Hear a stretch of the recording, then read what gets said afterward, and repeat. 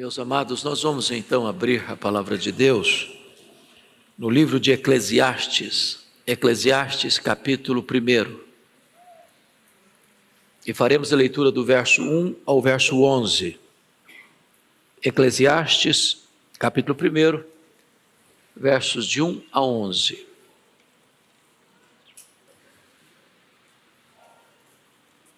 Lido o texto, por favor, mantenha sua Bíblia aberta nesta passagem, por favor.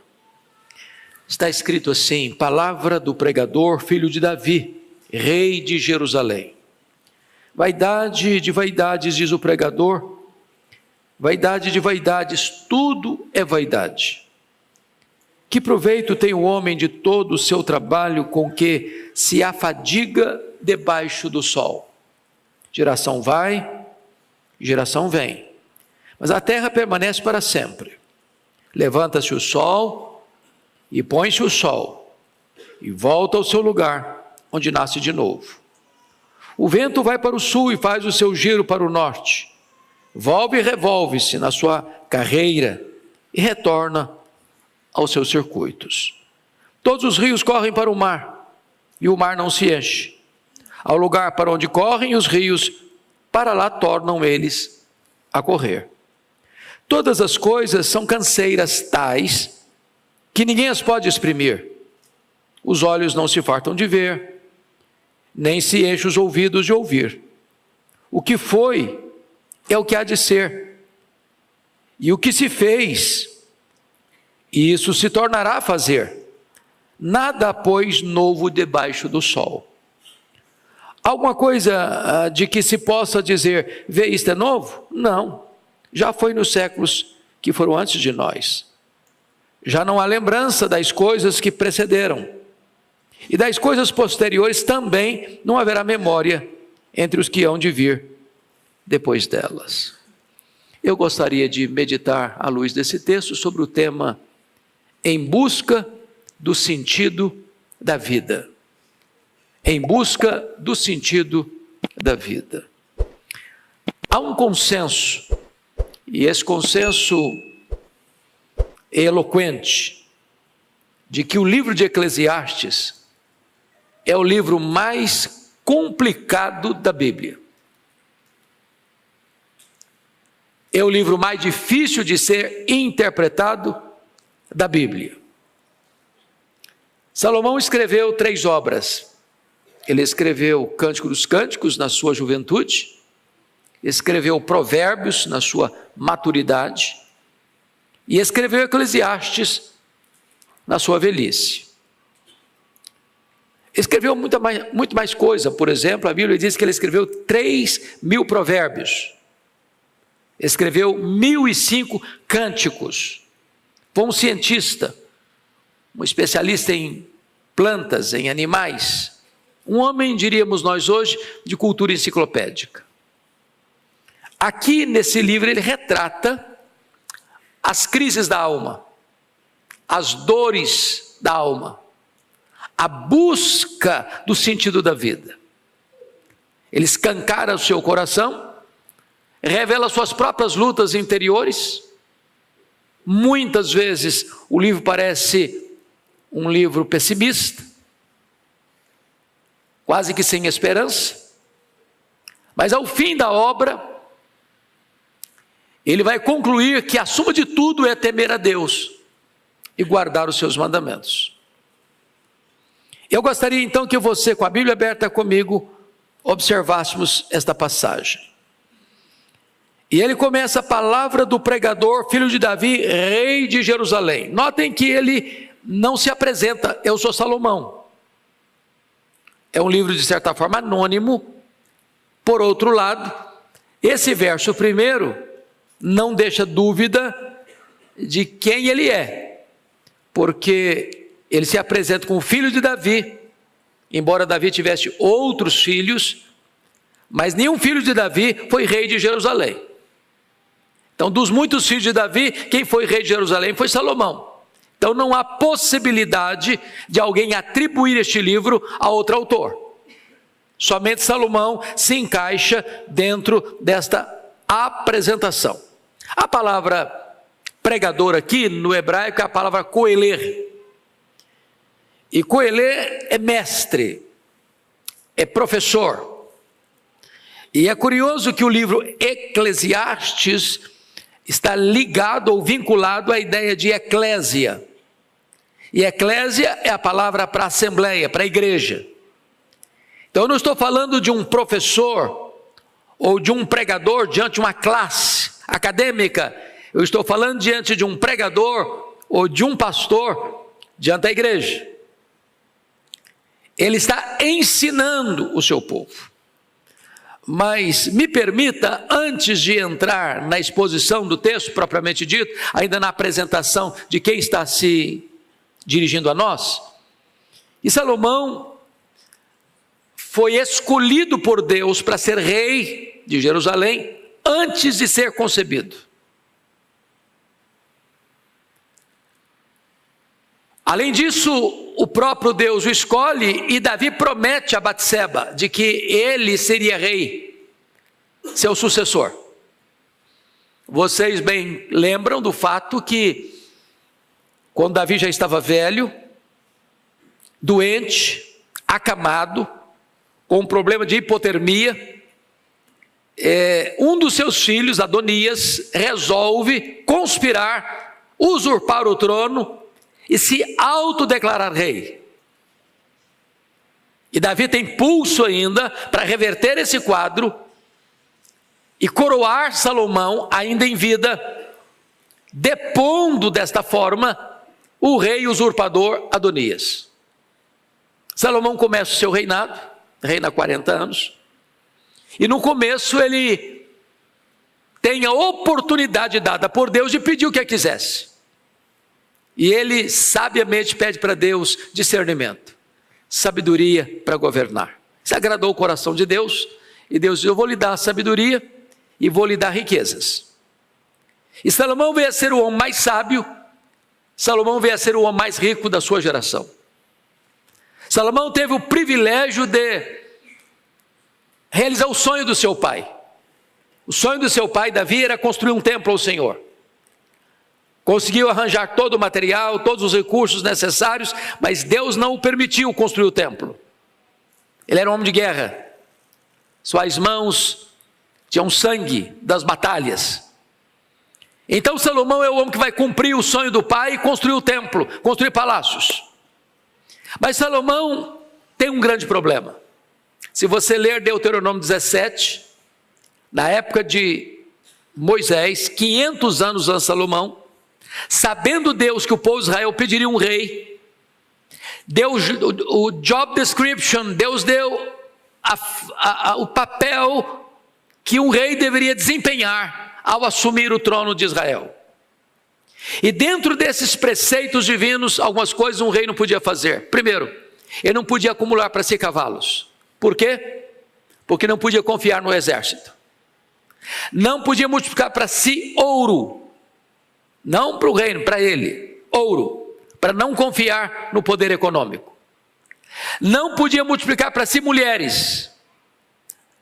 O aspecto aqui não é tanto por devassidão moral. O problema aqui é que as muitas mulheres procedentes de diversas nações, com seus muitos deuses, poderia corromper o coração do rei e tirá-lo dos caminhos de Deus, para um caminho de idolatria.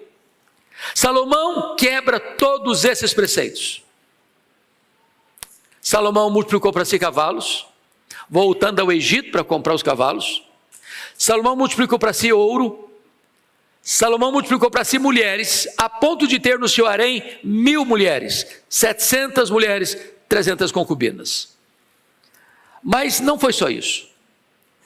Salomão resolve manter um luxo extremo, exagerado, incomum, e estabeleceu províncias para que cada uma delas sustentasse o palácio com toda a sua pompa, com todo o seu luxo, com todo o seu conforto durante um mês. Ou seja, o rei rico, o povo pobre.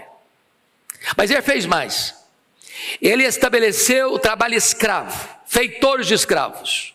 Enquanto o rei nadava em luxo, em ouro, em prata, em requinte, O povo estava gemendo para pagar a conta do palácio. Mas fez mais. Ele pesou a mão sobre o povo em tributos e impostos, a ponto do povo sentir-se com o pescoço esfolado pelos tributos pesados. Mas ele fez mais. Já no final da vida, diz a Bíblia que além de viver no luxo e o povo viver na miséria, além de manter todo o luxo da corte, à custa do povo, porque não tem almoço de graça, se alguém está luxando, alguém está pagando a conta, ele acabou construindo capelas para os deuses das suas mulheres, e templos pagãos defronte ao templo de Jerusalém. Mas tem mais. Ele acabou adorando os deuses pagãos dessas muitas mulheres. Mas tem mais.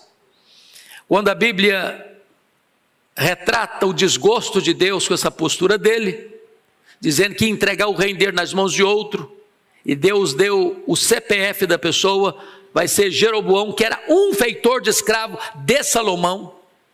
Ele persegue esse cidadão para matá-lo, e esse cidadão tem que fugir para o Egito. Mas finalmente, Salomão não faz corretamente o seu sucessor.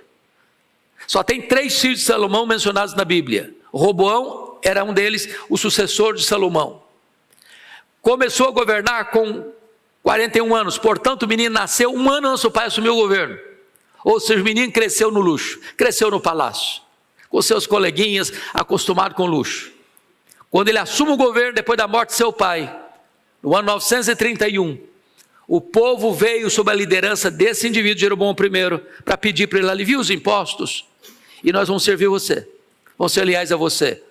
Ele insensatamente disse: não, o meu dedo mínimo vai ser mais grosso do que o braço do meu pai, eu vou castigar vocês ainda mais, vou pesar ainda mais a mão. E das 12 tribos, então 10 delas seguem a liderança cismática de Jeroboão I, e ficando apenas as 2 tribos, Benjamim e Judá, sob a dinastia de Davi. Nós estamos falando de um homem, portanto, que teve esses desvios, essas quedas, esses deslizes. E o livro de Eclesiastes, de certa forma, retrata toda essa angústia da alma desse homem que se desvia de Deus por tanto tempo, e só vai se voltar para o Senhor no final da sua vida. E possivelmente, e eu entendo assim, que o livro de Eclesiastes é um livro testemunhal. Ele está aqui na velhice, já no final da vida, depois que ele se volta para o Senhor, a suma de tudo é temer a Deus, guardar os seus mandamentos, e vai contando para nós as lutas que viveu, as angústias que viveu, as dores que viveu, as decepções que colheu, as frustrações que experimentou numa vida sem Deus. Então, com esse pano de fundo, vamos continuar a leitura do texto que nós lemos. Versículo 2. Veja você comigo o conceito secularista da vida. Leia o verso 2 comigo, por favor, vamos juntos.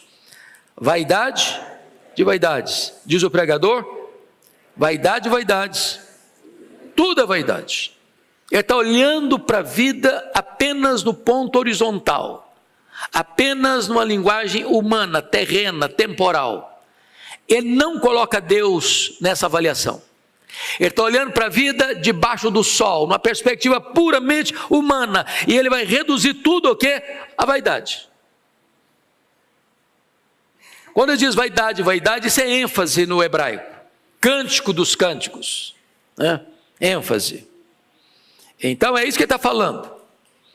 E a palavra vaidade, rebel no hebraico, é sopro, é vento, é vapor, é vaidade.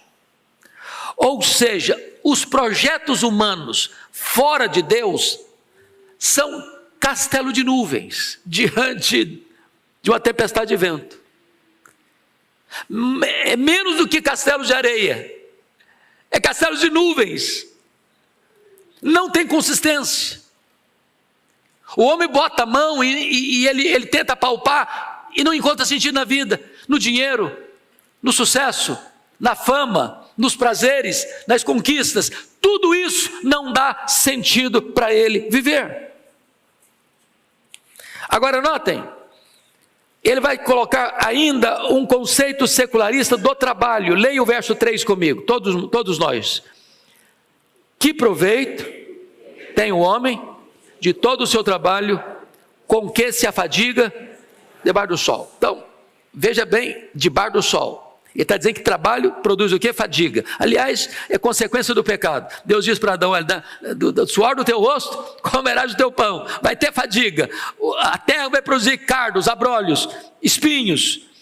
Você vai ganhar o pão, mas com muita luta, com muita fadiga. Agora a pergunta é: que proveito? Que proveito? Isso é um termo comercial, a palavra proveito aí. A vida não paga dividendos. O que ele está querendo dizer com isso, irmãos? É que o homem trabalha, economiza, junta um dinheirinho, compra uma casa, compra um carrinho, se tiver mais um pouquinho de dinheiro, compra uma casa melhor, e se tiver mais dinheiro, compra mais 2 casas, mais 3 casas, compra uma fazenda, compra um avião, compra um iate, compra isso, compra aquilo, e compra aquilo outro, compra aquilo outro. Ele não consegue usufruir tudo, e no dia que ele morrer, quanto ele vai levar disso? Nada. Trabalhou. Sabe quem vai usufruir? Quem não ralou. Quem não ralou. Já perceberam isso? Filhos criados em berço de ouro, via de regra não pegam no pesado? Quem trabalhou foram os avós, quem trabalhou foram os pais. Ele vai usufruir. Não custou nada para ele, ele não sabe quanto custou mesmo, não sabe quanto custa mesmo, e ele vai gastar e vai gastar. Aí Salomão está dizendo o seguinte: olha, é vaidade, porque eu me empenhei, eu ralei, eu esforcei, e daí? O que surgiu? O que sobrou? Sobrou nada. Sobrou um caixão de cedro, e mais nada. E mais nada, na perspectiva humana, debaixo do sol. Isso me lembra de um banqueiro brasileiro, riquíssimo, que morreu na pandemia, a Covid-19.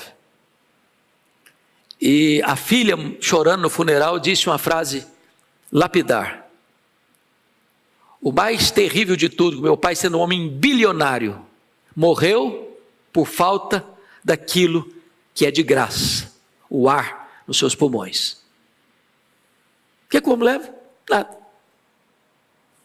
Bom, mas agora ele vai fazer uma outra análise da mesmice das gerações andando em círculo. Olha o verso 4 comigo, leia o 4, toda a igreja.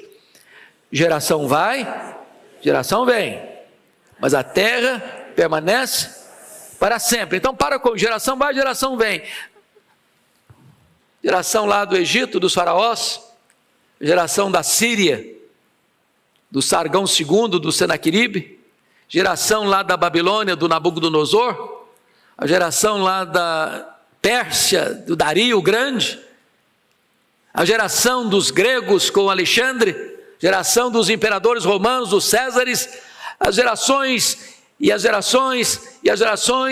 vão passando, geração em geração, mas o que está acontecendo? As mesmas lutas, os mesmos problemas, as mesmas angústias, os mesmos dramas, os mesmos pecados, os mesmos anseios, as mesmas guerras. Nós estamos estudando aqui na Escola Dominical, livro de Amós. Você lê Amós hoje, você está fazendo uma radiografia da sociedade brasileira, da sociedade americana, da sociedade europeia. Os homens, irmãos, mudou a tecnologia. Nós somos a geração da internet. Nós somos a geração da propulsão a jato. Nós somos a geração que explora o espaço.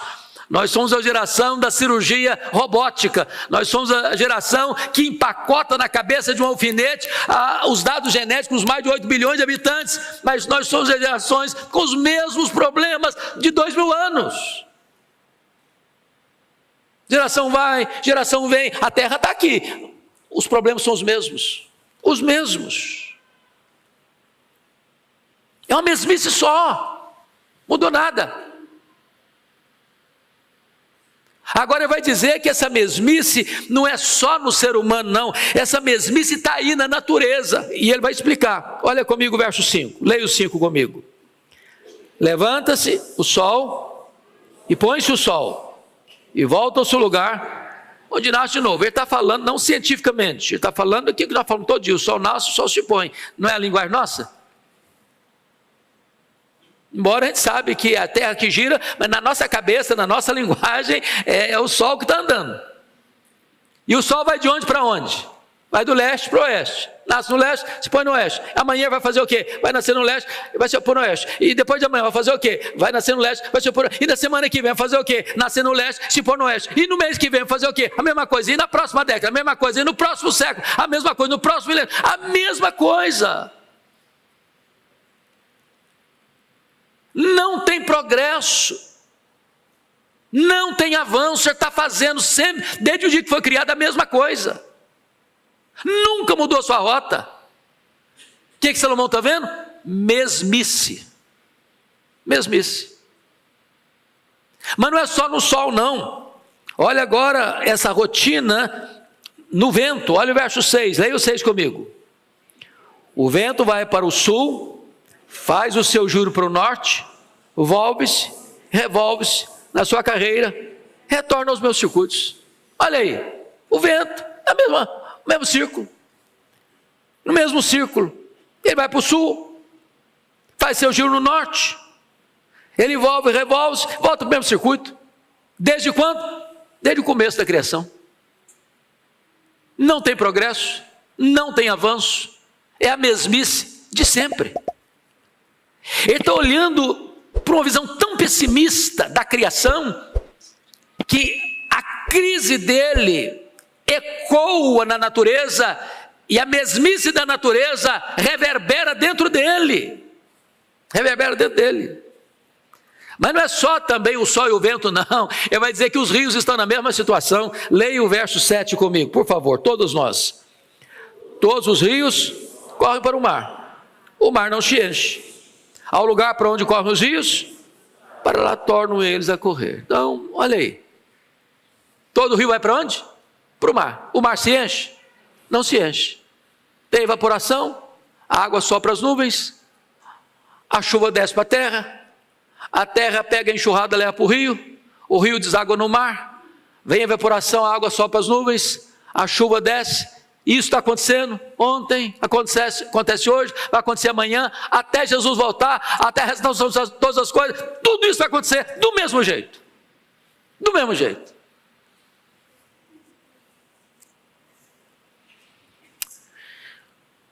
Se nós tirarmos Deus da criação, da natureza, você entra em pânico. Porque a mesmice é crônica. O que nós cremos, e nós acreditamos, e pregamos, e confessamos, é que o nosso Deus intervém. Ele intervém no sol e manda o sol parar, o sol para. Ele intervém e dá uma ordem às estrelas, elas aparecem. Ele intervém e faz o mar abrir, o mar abre. Ele intervém e faz chover, ou faz cessar a chuva, e ele faz a coisa acontecer. Agora, se você tira Deus da natureza, da história, você entra em pânico.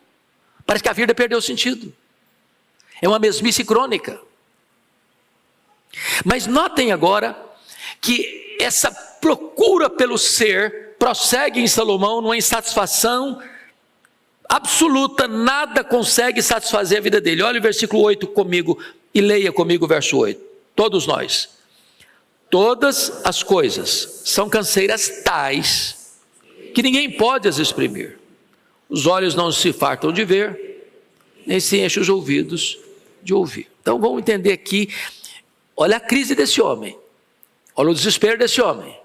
Estou falando do homem mais sábio, do homem mais rico, do homem mais poderoso, do homem que tem a mesa mais farta, do homem que tem as roupas mais caras, do homem que tem as camas mais visitadas pelas mulheres mais belas do mundo. E ele tem uma grande insatisfação.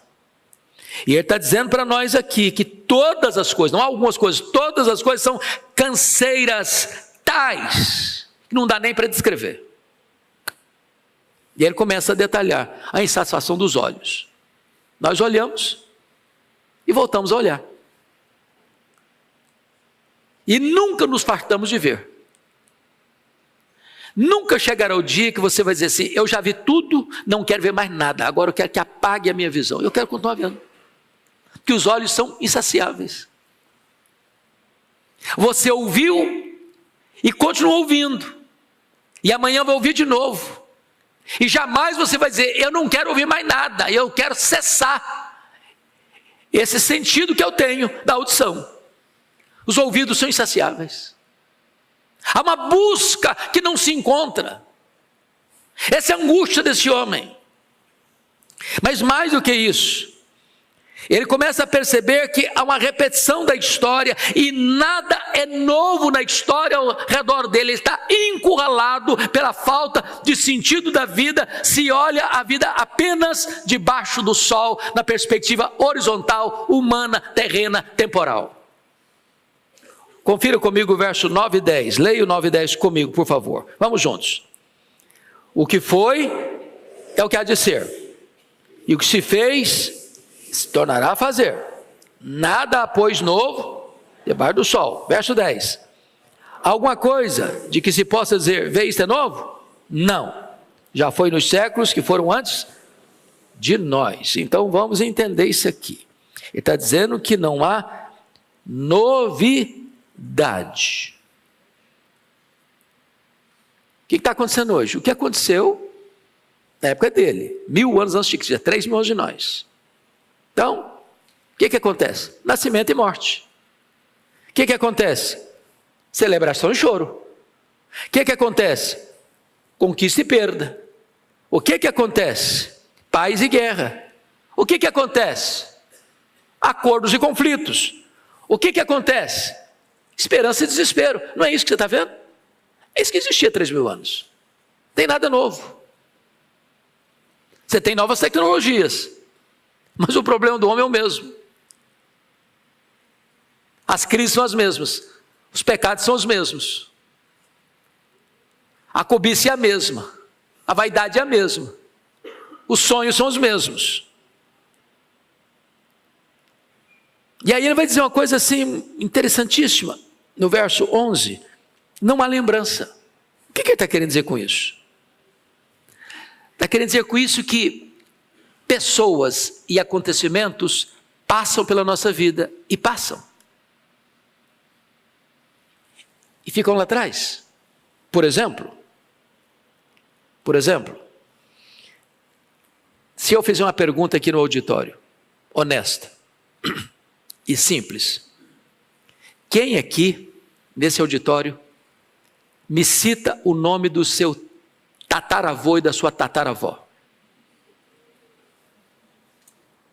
Quem sabe? Mas foram pessoas importantes da sua família. Você não se lembra? Sabe o que significa isso? O seu tetraneto não vai saber que você existiu? Desculpa me dar essa notícia para você. Você nem vai ser lembrado. As pessoas passam. E não há lembrança. Vocês se lembram da fala do John Lennon, dos Beatles, de Liverpool? Ele afirmou na década de 70, depois de 10 anos que estavam no auge: nós somos tão conhecidos, nós somos tão relevantes, nós somos tão amados, que nós somos mais famosos do que Jesus Cristo. Bom, John Lennon foi assassinado em 1980 por Mark David Chapman. E só os mais apreciadores dos Beatles sabem de cor o nome dos 4 componentes da banda. Você sabe?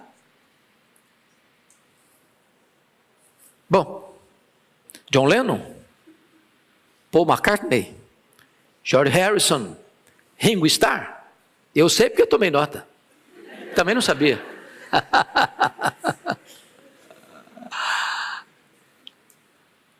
Percebe isso? Sinto muito dizer que sua fama dura uma geração, duas. Na quarta ninguém vai lembrar mais. Ele está desesperado com essa realidade. Bom, me permita agora fazer uma aplicação. Se eu parasse aqui, falei, puxa vida, então é desesperador, não? Você, numa segunda-feira, sair de casa, pegar o trânsito de São Paulo, nem ter passado em casa para tomar uma sopinha de feijão, para escutar isso, quer dizer que não tem sentido mesmo, a vida não faz sentido mesmo, é esse vazio mesmo, essa vaidade toda mesmo. E eu quero dizer para você que o segredo para interpretar esse texto está no versículo 3. Que proveito tem o homem de todo o seu trabalho que se afadiga debaixo do sol? Ele está olhando a vida debaixo do sol. Sabe por que tem tanta gente hoje pulando do prédio, se esborrachando no asfalto? Tendo muito dinheiro, tendo sucesso e fama, tendo beleza física. Porque eles estão olhando a vida só debaixo do sol. E olhar a vida só debaixo do sol não traz esperança.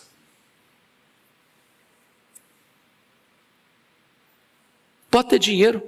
Salomão, no capítulo 2 desse livro, vai dizer que ele teve riqueza, que ele teve prazer, que ele teve fama, como ninguém. E olhando a vida só debaixo do sol, o que ele encontrou foi bolha de sabão, foi vaidade, nada, exprimia e não saía nada. Agora, você e eu que viemos aqui, olhamos a vida acima do sol. Você olhamos a vida na perspectiva de Deus, da eternidade. E nós afirmamos com toda a força da nossa alma que nós não olhamos a natureza com essa visão pessimista. O Salmo 19 diz que o sol agora percorre como um noivo, com a sua beleza, com o seu garbo, com o seu encanto, e você olha para o sol e não adora o sol, você olha para o sol e glorifica o Criador do sol, porque ele traz vida, calor, saúde, esperança. Agora você olha o amanhecer não como um ciclo da natureza que se repete, se repete, se repete. Você olha para amanhã e diz: as misericórdias de Deus se renovaram sobre mim a cada manhã. Você começa o dia entusiasmado, a vida faz sentido. Você agora olha para a vida, e a vida não é uma bolha de sabão, não é um vapor. Agora a vida tem sentido. Você diz: para mim o viver é Cristo, porque Jesus veio para me dar vida, de vida em abundância, e eu agora tenho nele vida eterna. Eu celebro a vida, eu desfruto da vida, eu estou encantado com a vida é um dom de Deus, a vida é um presente de Deus. Eu quero cuidar do meu corpo, eu quero cuidar da minha mente, eu quero cuidar das minhas emoções, eu quero cuidar da minha alma, porque toda a minha vida foi projeto de Deus, é obra de Deus, para a glória de Deus, e a minha vida vai ser colocada no altar de Deus, para viver na vontade dEle, para a glória dEle. Faz sentido viver. Você olha para o trabalho, não é esse enfado todo nada, não é mesmo. Você acha o seguinte: trabalhar é uma bênção, trabalhar é uma bênção. Levantar de manhã para ir para o trabalho, não é aquela canseira que fala: puxa, vir mais um dia, uma outra. Não, você vai com prazer, porque o seu trabalho abençoa outras pessoas, porque o seu trabalho constrói futuro. O seu trabalho é resultado, daí você tira o seu sustento, o seu pão, e você sustenta a sua família, e você estende a mão ao necessitado, e você contribui para a obra missionária, e você vai dizer assim: no Senhor o meu trabalho não é vão. Tudo faz sentido, tudo faz sentido. Agora, não é a mesmice não, tem um novo coração, tem uma nova mente, tem uma nova vida, tem uma nova aliança, tem um novo céu, uma nova terra, tudo se faz novo, e você encontra então o sabor da vida, o privilégio da vida, porque você não está olhando a vida só debaixo do sol, você está olhando a vida acima do sol, e contemplando aquele que é a razão da existência do próprio universo, em busca de sentido da vida. Não encontra esse sentido nas coisas, você encontra o sentido da vida no Deus Criador de todas as coisas. E eu quero concluir dizendo que eu estava de férias, certa feita, e quando posso, eu gosto muito de caminhar na praia. Esse é o meu hobby principal nas férias. Levantar de madrugadinha, para ver o sol nascer, caminhando na areia.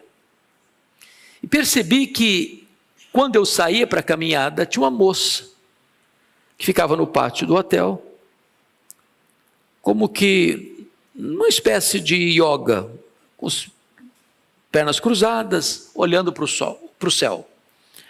Aí, quando eu voltei, o sol já tinha nascido, já estava brilhando, e ela estava lá, numa liturgia, adorando o sol. E eu, curioso, me aproximo dela, e a hora que ela deu uma pausazinha, eu perguntei: o que você está fazendo? Ela me disse: eu estou adorando o sol. O sol é maravilhoso, o sol é encantador, o sol é belo.